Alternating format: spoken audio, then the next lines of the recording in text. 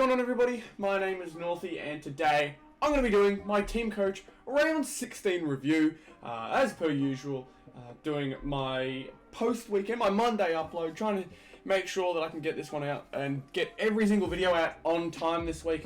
Last week was an absolute nightmare. Did one of the two streams that I wanted to do and uploaded just the preview and review as well as the 9 packs of Jumbo. It was just rough last week, but this week I'm going to try and make my best effort, even still feeling under the weather. I'm not feeling great, but we're going to do what we can to try and get this video out for you guys. Hopefully make it as enjoyable as possible. Again, apologies I couldn't get the stream up today, but nonetheless, we are going to do whatever we can to try and get through this one because there's a little bit to talk about. I'd say a similar week in some sense to last week. I think a little bit more positive than negative this week, I think, for most weeks that we've had as of recently.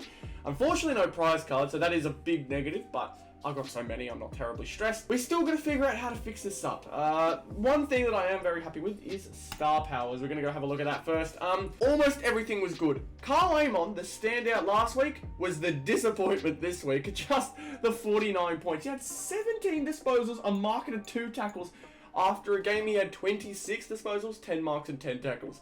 That is a big changer. It would have been nice to have Simkin in there. Would have been really, really good. However, I would say that for the most part, a lot of our choices were good. Josh Kelly, he was the second best out of all the super cards that we have, and obviously being double points, that gives us 182. Bontempelli had a very similar one, just 2 points less than last week, but that one will also give him 194, I think, 194. So very close to 400 with that. Noah Anderson with the 95. It's always good to see these silver cards get high numbers because you expect, when you put double point players in, you expect them to do really well. Parker with the 87 there, so I do have Anderson. It would have been nicer to pick him. However, Anderson's just been performing quite poorly as of late compared to some other performances, so I kept Parker in there, and Parker wasn't even that bad either. He got more than his average, 87 points. I can work with that. These four were great. I truly just think it was Carl Amon who let us down with the 49 points. As we go over the ladder, we could have gotten over 700. Definitely could have gotten over that pot. And if he had just had a regular game, there's a good chance we would have found ourselves in the top 30. But no, unfortunately we're 64th. However, I think we went into single digits. I'm not sure if we had 9 last week, but we're at 8. That's really, really good. Super happy to see that. And congratulations to all the people in here who did get a prize card. Biggest surprise of the week, the highest season rank to make it in the top 30 this week was rank 10. Rank 10, Hales 16, 9,236 points.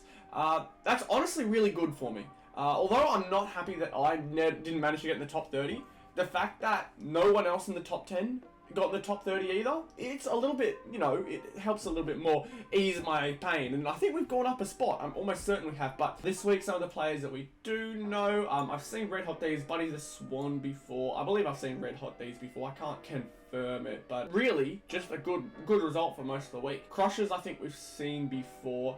We have a look. Jay Rochelle, I think, has been in here a couple times as well. Tiger Tom Bazar, we've definitely seen him before. And JZR, maybe? I don't know.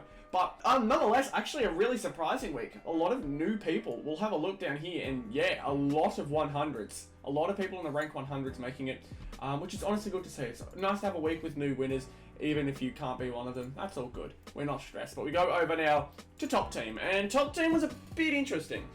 Bontempelli, as we saw before, he had the 97, which is good for forwards. But then the week I take out one of the forwards, the other, they both have amazing games. And of course, against North Melbourne, it was almost bound to happen. But the thing is, Cameron getting 30 disposals is just heartbreaking. It breaks my heart to see Geelong doing this, getting 2 amazing performances from their forwards against us. It doesn't give us much hope, but at the same time, when you're putting your main backman in the forward line, it's usually what happens. We go to Jared Whitstone. He had a bit of a disappointing one. I wouldn't say it was like a soul-destroying one, so he'll be alright in our top 18, but we've picked Riley O'Brien before, and he would have gotten us over that 100-point mark, helped us out a ton. Jack Steele, he had himself an okay game, 96 points. He got the marks and tackles and kicked a goal as well. That's what helped him stay at his average, but you look here and both the Melbourne boys doing well. Lucky Neal did well, Laird did well. If we kept him in there, would have been a lot better, and a lot of 100-point scorers in general. So a really, really interesting week in terms of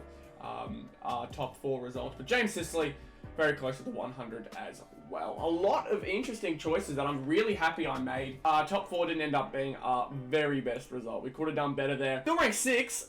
We've done pretty good. Hale 16 at rank 4 has jumped up an extra bit. Cougar Hawks now rank 8. A lot of high scoring players for the season making it into the top 10 this week. And it's not what you really want to see, because it just makes getting further up the rankings or making other people catch up to you makes it a lot easier. And being ranked 6 is great though. Rank 6 is really good. Hopefully we can sneak into the top 5 and top 4. However, what it looks like, you're not going to get much for top 4 this year, whether you get like anything in general. I really want to see my my season results get back into the top 5, but nonetheless, it's an okay week. I think just a few choices here and there that if it had just gone a bit better. Look, Steele had a great game for the team standard, beating Carlton. That's great for him, but it's just unfortunate that it didn't come in the same way as getting a lot of points. Good to see tackles and marks though. He's doing what he can for his team and all he needed to do. So look, I'm happy. I'm not too stressed. We went up positions in the season anyway, so I'm okay. We go over to top 18 though, and this one, very interesting. We have a look. Sicily, as I mentioned, close to 100. Sinclair was the best one. And this is where it gets really exciting. Sinclair was the best one. Dawson, our quick pickup, who I was talking about having a really bright end to the season, 113 points. Exactly what I was talking about. Absolutely stoked with that pick. Whitfield with 102. He's starting to really find his form again, which is great. And Sicily with 98. Chris still struggling with a 74. And I think, yeah, Vlosten with the 66. So 2 backmen let us down heavily. But getting 4, I think, of the top 6, or close to that, 4 of the top 7 players. That is beautiful. And the top 2 players, even better. Dawson was an amazing pickup, and he's definitely staying in the squad next week. We go to the midfield. Disappointing, I think, is the word to kind of say it, except for 2. Neil was good, and so was Laird. You can see here, Neil and Laird both over 110, which is great. But then we go down. Steele the 96. McRae, we're still waiting for the week. Look, every single week I'm going to point this out. Disposals, no problems whatsoever. Literally got over 30, exactly his average again. Marks and tackles, I'm waiting for the week he just bursts out of the gates and gets us 120 points. He has those weeks, but ever since we put him in, he can't have him. It's so frustrating. Then we go to Sammy Walsh, 75. I don't know what to do with Sam. I really don't. Sam should be blowing it out of the water. He's been having such a great start to the season. And then just performances like this. Always between him and Brayshaw. I may have to keep both of them out next week, honestly. No marks and 2 tackles is appalling for Sam Walsh. 33 disposals, great. But absolutely no pressure in terms of marking the ball in tackles against St Kilda. May have been a reason they lost. I think, realistically, the midfield was definitely the one that let us down the most. One of the unfortunate ones, Luke Jackson was a late out, which it did disappoint me to start, but at the same time, I was not, stressing too much. I thought we could have recovered from it, because a lot of people would have had him in. I think a lot of people would have had Luke Jackson in, and then after the deadline, he was officially listed out, and everyone would have had a big fat 0 in their front forward, but that's all good. We look at our forward line. It was good to have Tom Hawkins in there. I didn't expect both of them to do as well as they did, but realistically, we could have an extra 133 points to add on if we had just kept Cameron in for Jackson. So look, it's nothing I really can't stress about. It's unfortunate, really unfortunate. We missed out on a whole 133 points, but we can live. Tom Hawkins though, 120. It's good to pick up those numbers. Bonks, we got the 97 with him. Himmelberg, I think, still in the back line. Not as many marks or disposals. They ended up winning the game against Hawthorn. So maybe it's one of those things where we have to look out for who he's playing against. Because if it's a low side like North, West Coast, maybe not even West Coast anymore, they're starting to put their pressure on again. But Hawthorn, Essendon potentially, those teams, we chuck Himmelberg out. Because Himmelberg, he's not really used as much when GWS are kicking goals and winning games. So I definitely think he's going to be important though for the rest of the year. We got Dylan Moore and Isaac Heaney both in the 60s. It's not great. Dylan Moore had a really good game last week. Disappointing to see how he went this week. And Heaney, again, he's just doing all he needs to do. He kicks his goals, gets his marks, but they lost to Essendon. Can you really say he did enough? I'm calling Heaney's week an unfortunate L. And then, of course, Luke Jackson, as we mentioned, he was a late out. So a lot of people would have had a 0 for him. I can't really get too bad for the forward line. I think a lot of people would have been, confused with how the forward line went, but there's a lot of players we've got to have a look out for here. Isaac Rankin is starting to put his name on a lot of games at the moment. He's doing really well. Lob continues to play quite impressively. 5 goals is amazing for him. And we just got to look out for any teams playing North at the moment, man. It really is that unfortunate for our season. We've got to look for teams who are playing North and then pick forwards who are playing against them. Those are changes in the weeks for the most part. It sucks. It really sucks. But backline, big win. Midfield, disappointing. I'd say about a C-.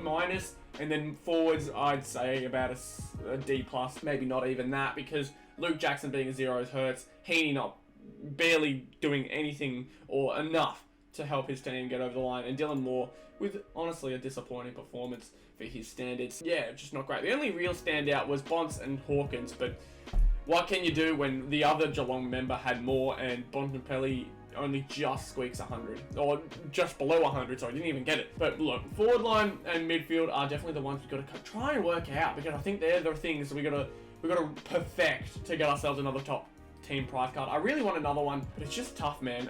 We have a look here, and we look through the season. Tiger Tom Bazza is having a brilliant one. Rank 1 and rank 2 for this season now. That would have been amazing for him. And he won it by over 100 points. That is a solid win from Tiger Tom Bazza. That is top notch. I think I've seen that ham sandwich dude before, but I'm not sure who else here we've seen. Maybe Hot Pie? I'm not too sure. But rank 76, at least we're not out of the 100, but we didn't even crack 1600. It was a tough one. It was a really, really tough one for us this week. I think those disappointing players were the ones that really dropped us off the map. We can't do much about Jackson. I think a lot of people would have had that problem. Tiger Tom Bazza clearly didn't. He's averaged 100 points for every player. So there's a good chance it was Hawkins and Cameron in the forward line. He may have had Hogan, I don't think so, but Bontempelli would have been in there. I'd imagine Lob would have been in the forward line. And then all the others are up for debate, not too sure. Good chance would have been O'Brien or Marshall, maybe, in the ruck. He would have had a load of good midfielders. Oliver would have been in there, Neil, Laird, maybe McCluggage. I'm not sure. I'm just trying to go for the ones that a lot of people would have predicted. But backline, I'm just so proud of the backline this week. It was a really good week for backline. Not many changes need to be made going into next week. There may have to be a change here. However, Vlosten just had the rare poor game from his standards. Crisp needs to pick it up. He really does. It's not like he's having the worst games ever. They did beat Gold Coast and they're having a great season so far. But it's like, what's going on with Chris at the moment? Why isn't he clicking? Maybe it's because the Dacos brothers are starting to rise? I'm not too sure, but it's a bit interesting. And we'll try and figure out where the changes need to be made everywhere next week. But no prize cards again. Good to see some improvements if we go to profile. Good to see some improvements on the season rank. I'd like to see this get into the 5, this get back into the 10, and this try and get into the 5. If we can get a few Star Powers wins towards the end of the season, that'll be amazing. That'll be really, really good. I'd like to see us get a few more wins in the Star Powers section, but we'll have to see what happens. Hopefully a few switch ups can get us over the line, but at the moment looking a bit sketch in terms of prize cards. We want to try and get this to double digits, man. Still looking for that double win week as well. It's going to be really difficult, but I think if we can get really lucky one week, if our predictions end up just blowing everyone out of the water, the ones on form just absolutely smash it, and things could go well.